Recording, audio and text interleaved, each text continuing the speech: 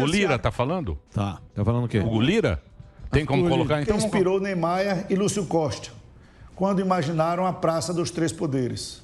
Colocaram o executivo, o judiciário e o legislativo no meio, equidistantes, mas vizinhos e próximos suficientes, para que hoje a gente possa se apresentar como uma ponte de pacificação entre judiciário e executivo.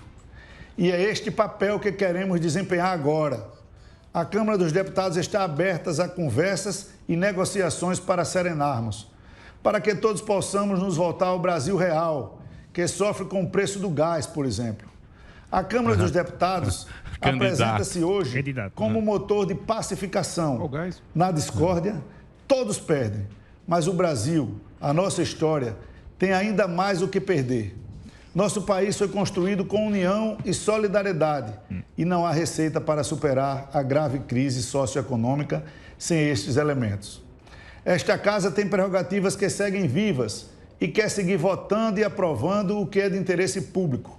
E entende e estende a mão aos demais poderes para que se voltem para o trabalho, encerrando desentendimentos. Por fim, vale lembrar que temos a nossa Constituição, que jamais será rasgada. O único compromisso inadiável e inquestionável que temos em nosso calendário está marcado para 3 de outubro de 2022. Com as urnas eletrônicas, são as cabines eleitorais, com sigilo e segurança, que o povo expressa sua soberania. Que até lá tenhamos todos serenidade e respeito às leis, à ordem e principalmente à terra que todos amamos. Muito obrigado. Obrigado, De Lira. nada. E aí, Falou e não disse nada. Mas vamos tentar destrinchar o que deu. Porque ele falou serenidade e respeito às leis. Aí uma pergunta sincera aqui a quem for simpatizante do presidente, diante do que ele disse ontem. Vocês realmente querem um país em que o presidente não respeita as decisões do Supremo e define ela... Meu Deus. Não, peraí. E define ele mesmo como a lei deve ser interpretada? Não, mas não é isso que aconteceu ontem, Marinho. Ele disse... Não é isso que a gente tem no Brasil. Objetivamente. Tem gente sendo presa. Tem previsto, Tem claro. muita...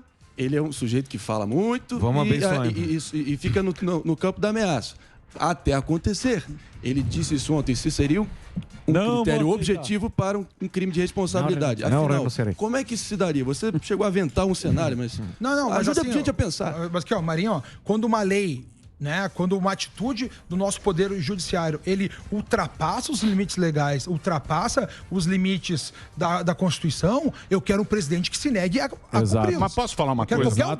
Posso falar uma coisa pra você? Claro. Uma coisa é a legislação. Não, eu digo o ele seguinte, vai interpretar não é isso? isso, Quem vai Marinho. julgar o careca? Não é. Não. O Bolsonaro, o Calcinha, esses caras querem tudo ser eleito. É só isso. Eu tô pensando na galera que tava na galera, rua. Eu tô exatamente. pensando no cara que pegou a bandeirinha e saiu pra rua ontem. Exatamente. Eu acho que é o seguinte, eu acho que o grande erro aí foi o seguinte, porque uma coisa é o seguinte, eu tô dentro da lei, mas tem a moral. Sim. O que o Supremo fez de soltar aquele Arthur do Rap, Não é moral. André do Rap, Isso. É um absurdo. o Lula, O Gedel, né? Gedel, Arthur Lira. Entendeu? Lira. Paciência. Você entendeu? Você entende? A gente pegou aqui. O ministro falou assim: paciência. Quer que eu faça o quê? O que eu posso fazer? E eu acho que isso é que também pegou no cara. Porque você fala, porra, não tá certo Então, isso. Emílio... E vou dizer uma coisa pra você: nem é cara de qualquer cara que você perguntar, qualquer um. Porque até então a justiça é o que ajusta nossas tretas. Não é isso? Para que serve a justiça? Vou fazer um ajuste aqui da sua treta com a minha. E esses caras soltaram assim. Senhores, mas é que uma coisa... De uma maneira você falou, opa, tá errado. Exatamente. O que é? Não, mas tá na lei. Tá na lei, então a lei tá Na Lava errada. Jato tá todo mundo solto. Então, João de Deus tá solto. Pegando carona rapidamente que o Emílio falou... Então isso é que é o negócio também. Essa crise também tem... Pegando carona no que você falou, eu cobri as manifestações e aí perguntava pra muita gente.